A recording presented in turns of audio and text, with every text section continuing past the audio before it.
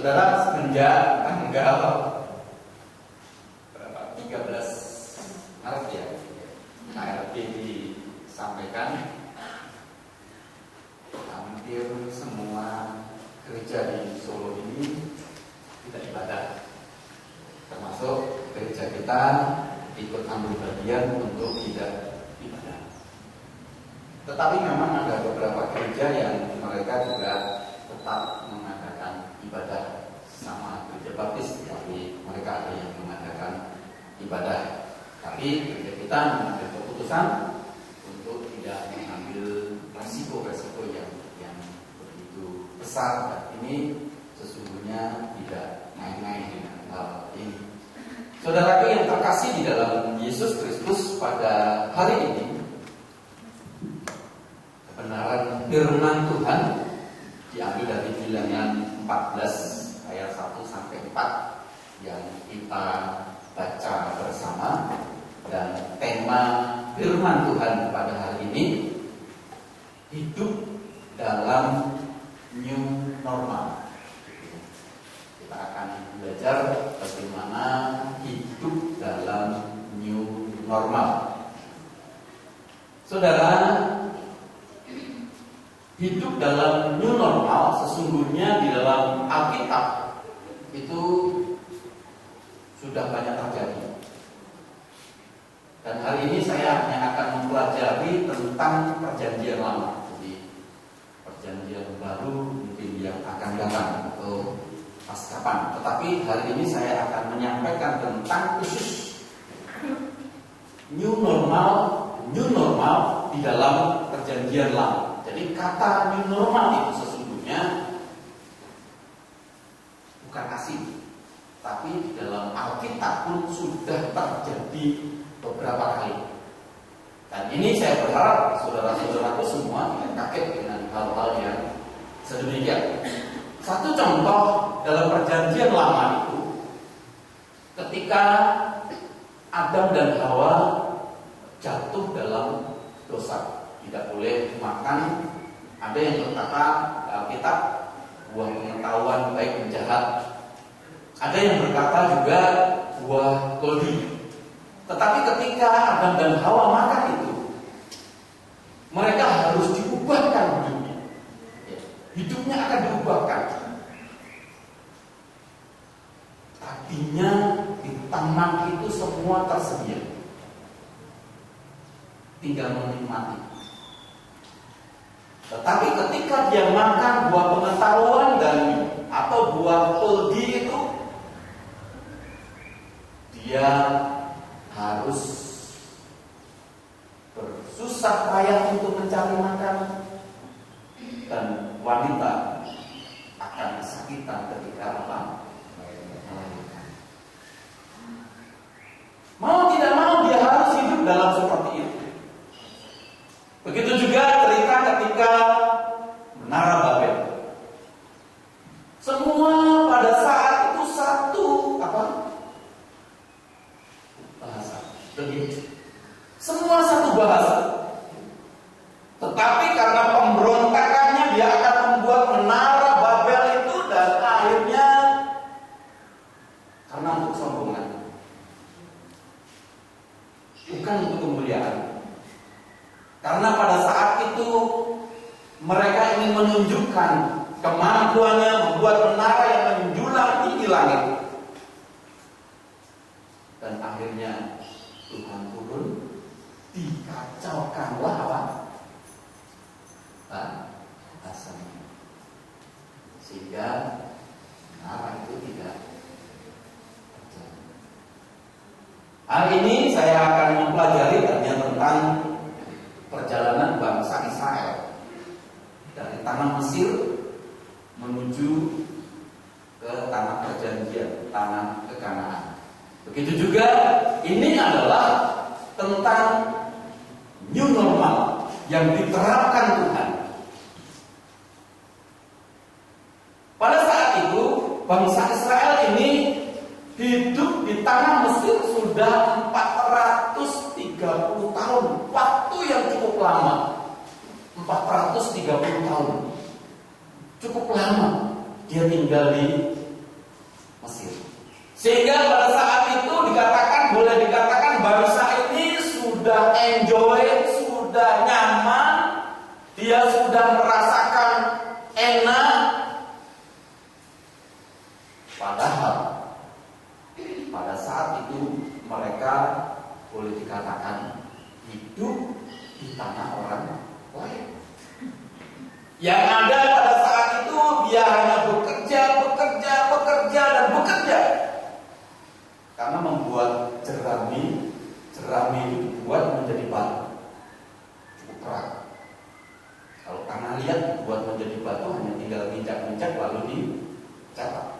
Tetapi jerami pada saat itu dibuat menjadi batu begitu supaya mereka ini bangsa Israel ini musnah, tidak mampu pola pikirnya dan sebagainya.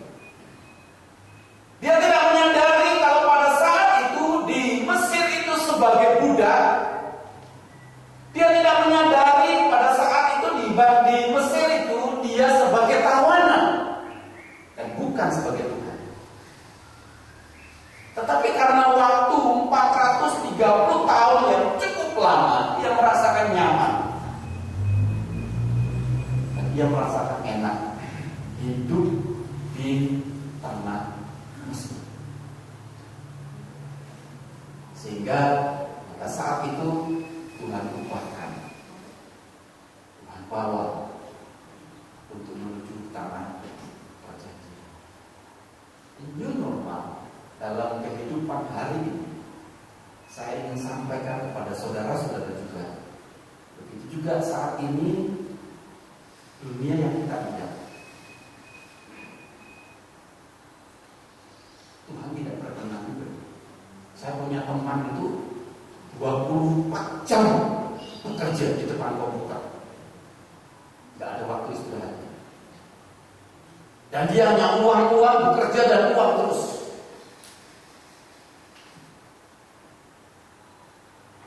Dan kalau boleh saya bilang, sebelum terjadi corona ini, banyak orang yang nongkrong-nongkrong hubungan free sex di mana-mana.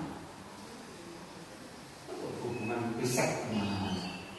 Tidak dibedakan antara laki-laki dan perempuan, mereka duduk bersama di tempat-tempat keramaian dan sebagainya.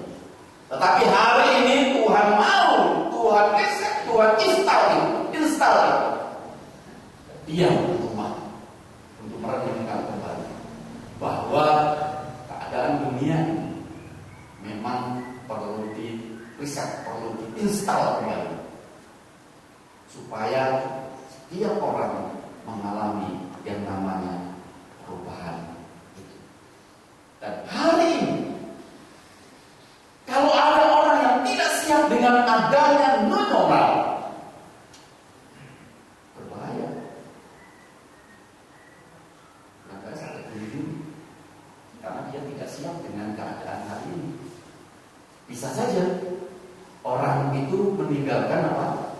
Tuhan, karena dia tidak siap dengan keadaan hari ini.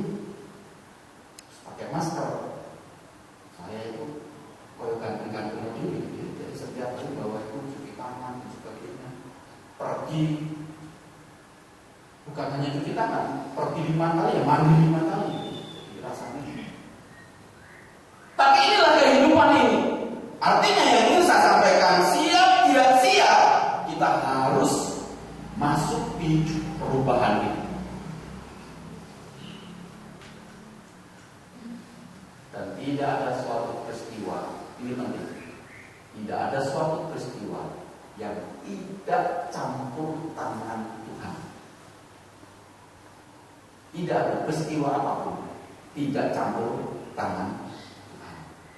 Itulah sebabnya orang-orang Israel pada saat itu ketika di new normal oleh Tuhan, bahwa kehidupan mereka itu bukan Tuhan di sana di Mesir itu, mereka itu tawanan, mereka itu budak, mereka punya bangsa pilihan. Tetapi mereka ini sesungguhnya hidup di Mesir meskipun 430 tahun. Rasanya nyaman, tetapi itu harus diinstal kembali karena mereka Coba saudara lihat di dalam Bilangan pasal yang ke-11.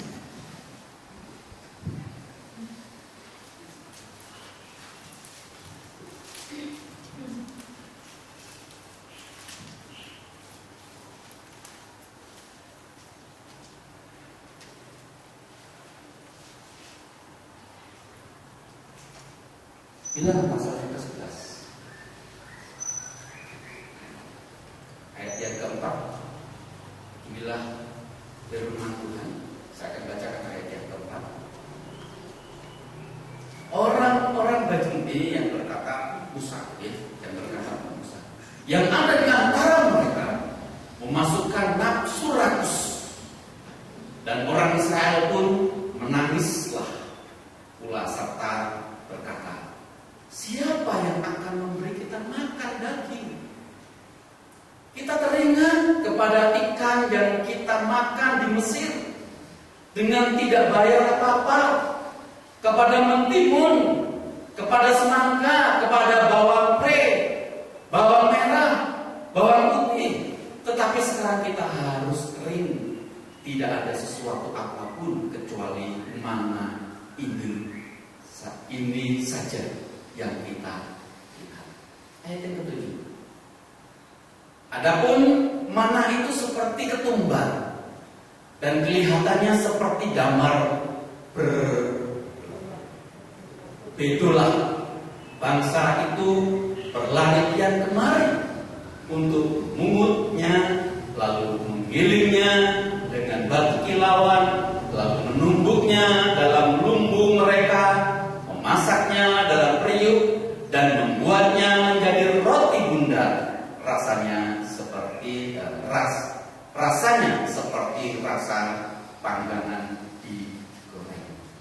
Dan apabila embun turun di tempat kemahan pada waktu malam, maka turun juga mana di situ.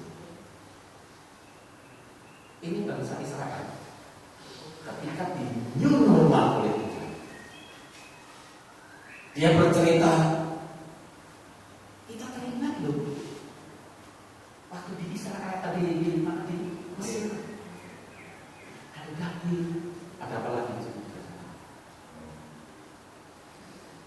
Ada bawang putih, ada bawang dan sebagainya, ada semangka. Kita di sana makannya gratis, nggak bayar, enak rasanya hidup di sana. Tapi yang ingin saya sampaikan kepada saudara, bangsa Israel nggak sadar kalau mereka ini sebagai apa? Dia nggak menyadari kalau pada saat itu hidupnya sesungguhnya umat pilihan. Tapi dia berkata, enak di Mesir, enak di Mesir. Dia menyampaikan seperti itu. Nah, itulah sebabnya hari ini kebenaran firman Tuhan yang ingin saya sampaikan, ketika saya dan saudara akan mengeluh, maka kita tidak siap untuk hidup di new normal yang Tuhan. Kalau kita tidak siap, isinya hanya menggerutu, tidak bisa mengucap syukur, ngomel, ya. Saya punya prospek ngomel lain, prospeknya ngomel lain. Bangsa Israel sedemikian, mereka tidak mau akan hal ini. Kalau saudara lihat di dalam pasal yang ke-14,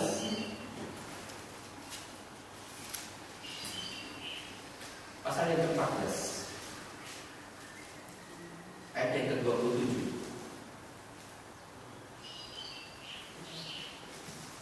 Di situ dikatakan, berapa lama lagi umat jahat ini akan bersungut-sungut kepadaku. Segala sesuatu yang disungut-sungutkan orang Israel kepadaku telah ku dengar. Dia katakan, berapa lama lagi bangsa Israel ini bersungut-sungut kepada Tuhan? Ia melihat hanya di waktu di tanah Mesir. Dia tidak mau melihat hari sesungguhnya Tuhan membuat new normal. New normalnya Tuhan ya seperti itu. Allah mau supaya pada saat itu bangsa Israel menyadari new normalnya Tuhan ya seperti itu. Hidup di padang gurun. Kalau mau tidur harus buat apa? Tenda dulu. Gelar tempat tidur. Habis bangun beresin lagi tendanya, dan berangkat lagi, jalan lagi. Dan banyak bangsa Israel satu generasi mati karena dia tidak siap new normalnya. Satu generasi meninggal karena tidak siap dengan keadaan seperti itu. Hari ini saya ingin menyampaikan kepada saudara, normal Tuhan yang mau dunia ini diinstal kembali, dan kita harus siap dengan keadaan-keadaan yang Tuhan mau. Dan saya akan menyampaikan hanya perjanjian lama yang saya bahas. Ada 4 hal yang Tuhan mau di new normal ini menjadi kekuatan, menjadi alatnya. Dan Tuhan tidak akan pernah biarkan anak-anak Tuhan sampai musnah. Tetapi kita harus siap dengan hal itu. Ada 4 hal yang Tuhan siapkan. Yang pertama, tongkat. Tongkat yang diberikan Tuhan kepada Musa. Yang kedua, mana. Mana yang setiap malam diturunkan. Nanti akan saya bahas semua satu persatu. Lalu yang ketiganya, tiang awan dan tiang api. Dan keempatnya yaitu hukum Taurat. Kenapa saya tidak masukkan burung puyuh di perjalanan itu? Kan ada perjalanan mereka mendapatkan burung puyuh. Saudara tahu, puyuh itu bahasa Jawa ini lulu. Mereka menangis. Tadi dikatakan kita ingat loh di sana daging gratis, semangka, bawang. Kita di sini hanya makan. Jadi orang-orang Israel pada saat itu, ketika diberi burung puyuh rakus, jadi memang lama ada permatan rakus. Ketika makan sedang di mulut, mati. Banyak yang meninggal, mati kekenyangan. Bukan mati berdua, mati kekenyangan. Tapi inilah 4 hal yang ingin saya sampaikan. Yang pertama tentang tongkat. Tuhan memberi tongkat kepada Musa. Itu adalah sebagai presentatif kehadiran Allah. Tongkat itu menandakan Allah menolong, Allah hadir. Contoh ketika tongkat itu diacungkan ke laut Kidron, apa yang terjadi laut Kidron? Terbelah menjadi 2. Allah hadir di sana. Ya. Allah hadir di sana, menunjukkan kehadiran Tuhan. Lalu ketika tongkat itu dipukulkan ke batu, apa yang terjadi? Batu itu mengeluarkan air. Bangsa Israel bisa minum, ternak-ternaknya bisa minum, mereka bisa mengucap syukur dan merasakan itu suatu kehadiran. Yang menjadi pertanyaan hari ini, apa yang menjadi alat di new normal kita? Apa yang menjadi senjata kita untuk menghadapi new normal yang Tuhan mau? Kalau saya boleh berkata, Alkitab ini dan juga saya boleh berkata elektronik. Saudara bisa melihat di YouTube banyak sekali renungan-renungan, betul ya? Hari ini semua itu membuat renungan-renungan.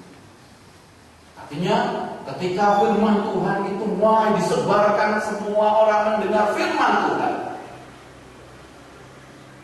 di pokok doa kita doakan supaya banyak orang yang bertobat. Artinya Tuhan Yesus akan datang kedua kali ketika banyak orang mendengar firman Tuhan dan bertobat. Tetapi hati-hati dengan new normal yang Allah berikan tongkat itu. Elektronik itu juga harus hati-hati. Mengapa? Karena ketika kita tidak hati-hati, itu juga bisa menyesatkan. Ketika kita tidak hati-hati dengan elektronik, HP yang kita punya itu dijadikan Tuhan kita. Bangun pagi tidak berdoa tetapi mencari apa? Hati-hati dengan itu. Itulah sebabnya ketika saya melihat di dalam Bilangan pasal yang ke-20 ayat yang ke-11, saya akan membacakan ke saudara. Bilangan 20 ayat yang ke-11. Di situ berkata, sesudah itu Musa mengangkat tangannya lalu memukul bukit batu itu dengan tongkatnya 2 kali. Maka keluarlah banyak air sehingga umat Israel dan ternak mereka dapat minum. Ayat yang 12. Tetapi Tuhan berfirman kepada Musa dan Harun, karena kamu tidak percaya kepadaku dan tidak menghormati kekudusanku di depan mata orang Israel, itulah sebabnya aku tidak akan membawa jemaat ini masuk ke negeri yang akan kuberikan kepada mereka. Apa artinya ayat ini? Musa itu hanya disuruh berbicara kepada batu. Kalau saudara lihat ayat yang ke-11 itu, ayat yang ke-10 itu dikatakan, ketika Musa dan Harun mengumpulkan jemaah itu dengan di bukit itu, berkatalah kepada mereka, dengarlah kepadaku, hai orang Israel, durhaka maka kamu harus mengeluarkan air bagimu dari bukit batu ini. Tuhan hanya memerintahkan Musa ini disuruh ngomong sama batu itu. Disuruh ngomong. Batu keluarlah. Tapi kenyataannya bukan ngomong, tetapi memukulkan. Artinya apa? Ketika tidak menggunakan alat itu dengan baik-baik, itu akan menjadi malapetaka buat kita sendiri. Lepas kita sendiri.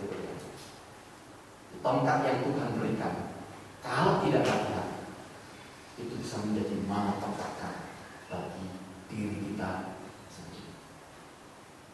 Suruh ngomong tetapi malah dipukul. Nah, inilah memberitahukan kepada saya dan saudara, semestinya saya dan saudara harus hati-hati. Semua orang larinya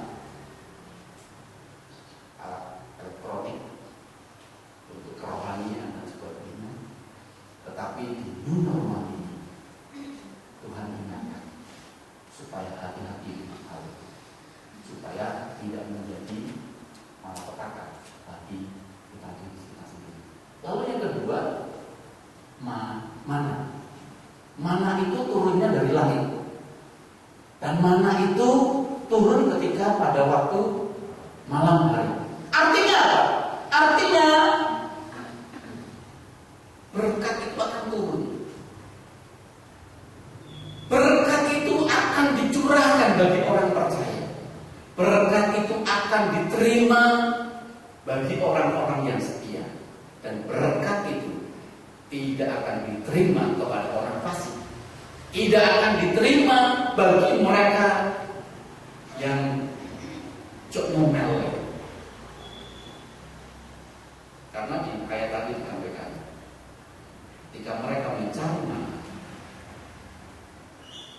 lalu dikumpulkan, digiling, ya, seperti ketumbar itu digiling, lalu setelah digiling dimasak, dijadikan roti bundar. Orang-orang Israel kok susah ya sekarang, mengeluh dia, kok susah ya sekarang. Mana ada ngambilin dulu, setelah ngambilin dimasak, digiling, lalu dijadikan roti bundar, rasanya yang gak enak, kok susah ya. Hari itu orang-orang yang sedemikian, mereka tidak akan tergerak, tidak akan menerima curahan berkat dari Tuhan, karena isinya hanya tidak bisa bersyukur. Tapi hari ini saudara-saudara, berkat itu akan dicurahkan, berkat pada malam hari akan dicurahkan kepada orang-orang percaya, orang-orang yang setia. Tapi ketika menerima berkat itu, mengucap syukur. New normal yang pernah dialami oleh saya ketika saya tinggal di STBI. Mungkin ini baru kali-kali saya sampaikan, tapi ada yang mungkin menerima bosan aku rumah ikut baik apa gitu, yang disampaikan. Ya. Tapi ketika new normal disampaikan oleh Tuhan melalui hidup saya, hidup di STBI,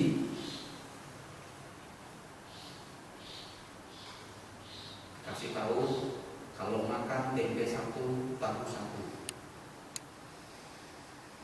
Kalau ngambil tempe dua berarti makan tempenya. Tadinya di rumah itu mau makan tempe berapa pun tidak masalah. Sampai hari ini kadang-kadang istri saya kalau masak itu tempe, kok jiwa terus hiji? Karena sudah biasa. Yunus makan boleh. Begitu juga di dalam kehidupan saya dan saudara, semestinya sedemikian. Itu sebabnya satu angkatan saya itu ada 32 orang. Yang di wisuda hanya 21. Yang sampai hari ini melayani Tuhan hanya 15 orang. 17-nya kemana? Larut. Karena mereka tidak siap untuk mengikuti ini. Lalu yang ketiganya tiang awan, tiang api.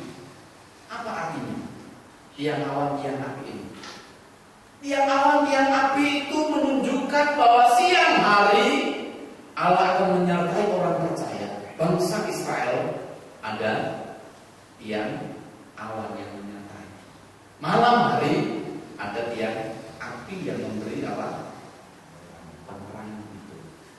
Artinya yang ingin saya sampaikan dalam Mazmur pasal yang ke-37, saya akan membacakan untuk saudara 34 ayat yang ke-7. Beginilah firman Tuhan. Orang yang tertindas ini berseru kepada Tuhan mendengar, lenyapkanlah dia dari segala kesesakannya. Malaikat Tuhan berkemah di sekeliling orang-orang yang takut akan dia, lalu meluputkan mereka. Kecaplah dan lihatlah betapa baiknya Tuhan ini.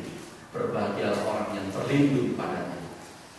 Takutlah akan Tuhan, hai orang-orang yang kudus, sebab tidak kekurangan orang yang takut akan dia. Ayat ini memberkati kita. Malaikat Tuhan itu berkemah di sekeliling orang. Tuhan berkemah depan rumah saudara, dikelilingi saudara, akan memberi perlindungan. Artinya saya dan saudara akan mendapatkan perlindungan karena Tuhan memberikan tiang awan, tiang api. Luar biasanya bangsa Israel selama 40 tahun keliling itu. Bajunya nggak usah. Tiap hari jalan, kakinya juga bengkak. Firman Tuhan ini berkat. Karena apa? Penyertaan Tuhan yang luar biasa. Mereka dipersiapkan oleh Tuhan secara luar biasa. Lalu yang keempat, hukum Taurat. Tadinya 360 hukum menjadi 10, 1 sampai 4 dengan Tuhan, 5, 10 itu hubungan dengan sesama. Artinya apa? Artinya ingin saya sampaikan kepada saudara-saudaraku bahwa hukum Taurat namanya hukum aturan. Bangsa Israel harus mengikuti itu, aturan itu. Bangsa Israel harus mengikuti aturan itu, aturan yang ada itu. Begitu juga saya dan saudara. Hari ini dinormalkan oleh Tuhan. Saya dan saudara juga harus mengikuti semua aturan-aturan yang ada. Mau keluar harus pakai masker, risih rasanya. Mau keluar, berenang masker, keluar lagi. Cuci tangan. Kayak main di kayak gantikan di harus cuci tangan dan sebagainya. Tapi itulah aturannya. Yang new normalkan hari ini Tuhan yang mau. Gak boleh nongkrong-nongkrong perempuan laki-laki operasi. Dulu saudara bebas. Tapi hari ini aturan itu diterapkan dan harus kita mengikuti. Karena inilah yang Tuhan mau. Inilah yang Tuhan inginkan. Ketika riset atau instan ada.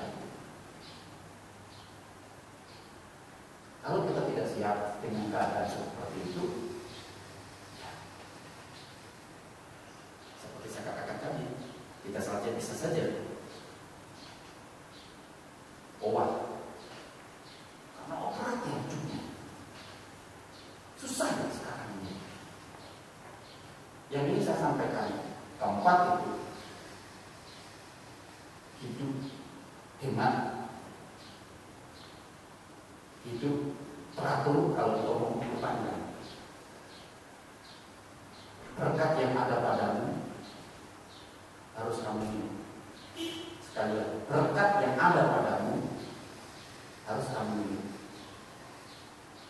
Kapan selesainya corona meninggalkan kita? Kapan kamu? Gak tahu. Kapan meninggalkan kita? Tapi saya sebagai pendeta menasihati saudara, minit keuangan, jangan boros. Betul, jangan boros. Yang perlu dibeli, beli. Kalau tidak perlu, belum berguna, jangan dibeli. Karena kita tidak tahu kapan selesai. Istri saya diambil darahnya di lingkungan pekerjaan istri saya. Dia pulang, aku cicip darahnya karena setiap diambil pasti dia biru. Dia betul biru. Dan yang lalu ternyata positif di lingkungan kerja istri saya ada 7. Artinya apa? Nampak ini belum pergi sekelilingmu. Itulah sebabnya Pak Jokowi, saya bukan politik, saya hanya menyampaikan khotbah ini karena ini juga. Saya bukan politikus, saya pure menyampaikan menasihati jemaat yang Tuhan percayakan buat saya. Hari ini belum selesai. Tapi Tuhan mau kita hidup di sana. Dan Pak Jokowi berkata kita harus bisa berdampingan dengan apa? Itu saya mencapai tanggal 15 Mei itu. Saya dan saudara itu seperti, kalau saya boleh bayangkan, seperti Daniel. Tidak tahu apa-apa, tidak mengerti apa-apa. Sekali lagi saya tidak berkhotbah politik. Tidak mengerti apa-apa, tidak tahu apa-apa. Masukkan ke gua. Yang ada apa? Sinau. Karena kalau terus lalu bangsa ini ekonominya bisa bahaya. Dan hari ini di normal kita seperti Daniel, masukkan ke dalam emosi. Itulah sebabnya bagaimana saya dan saudara bisa bersahabat dengan mereka. Ini tantangan. tantangan buat kita. Siapa yang bisa bersahabat dengan singa? Singa itu berbahaya. Meskipun kadang-kadang dipelihara, bukan hanya singa, anjing pun berbahaya. Meskipun kita pelihara, kita baik-baik, memang ada beberapa jenis. Tapi suatu ketika dia lapar, maka yang punya yang akan dimakan. Begitu juga saudara-saudara seperti itu. Kalau saudara lihat nanti baca di dalam rumah saudara, Pak menangis. Saya dan saudara seperti Daniel dimasukkan ke dalam. Kita tidak ngerti apa-apa, kita tidak bersalah apa-apa, tapi kita harus berdampingan dengan yang menakutkan. Tapi satu hal, kenapa Daniel tidak dimakan oleh singa? Yang pertama, Daniel adalah orang yang layak dipercaya. Mungkin bisa dipercaya. Yang kedua, Daniel itu punya jam doa, hubungan pribadi dengan Tuhan. Itulah sebabnya ketika dia berdoa, difitnah oleh rivalnya, oleh musuhnya. Dia tidak menyembah kepada kaisar, lalu dimasukkan ke dalamnya. Tapi dia punya jam doa yang luar biasa. Lalu dia seorang yang berserah diri, menyerahkan semuanya kepada Tuhan. Ada yang berkata kepada saya, Pak, sekarang ini gimana sih? Berserah apa menyerah loh? Ya berserah, karena kita punya Tuhan. Dan Daniel punya roh kuasa yang luar biasa. Kalau saudara membaca Daniel itu, ketika raja pagi-pagi melihat bahwa Daniel dalam keadaan baik, bisa ditampilkan di Daniel 6 ayat 1-9. Raja memanggil Daniel, apakah engkau masih hidup? Lalu raja bilang, iya raja. Daniel bilang, iya, aku masih hidup. Diberkatilah. Lalu Daniel dikeluarkan dari gua itu. Dan orang yang memfitnah, rivalnya Daniel ini ditangkap, dimasukkan, belum dimasukkan, sudah disikat sama singa, dimakan oleh singa. Yang ingin saya sampaikan, kalau ini memang ada negara-negara yang berkepentingan membuat dan dijual waktu, Tuhan tidak berkenan itu. Tapi sesungguhnya hari inilah Tuhan ingin kita memaafkan. Ingat, supaya kita baik, kita aman, layak dipercaya, punya jam doa, selalu berserah, punya roh yang kuasa.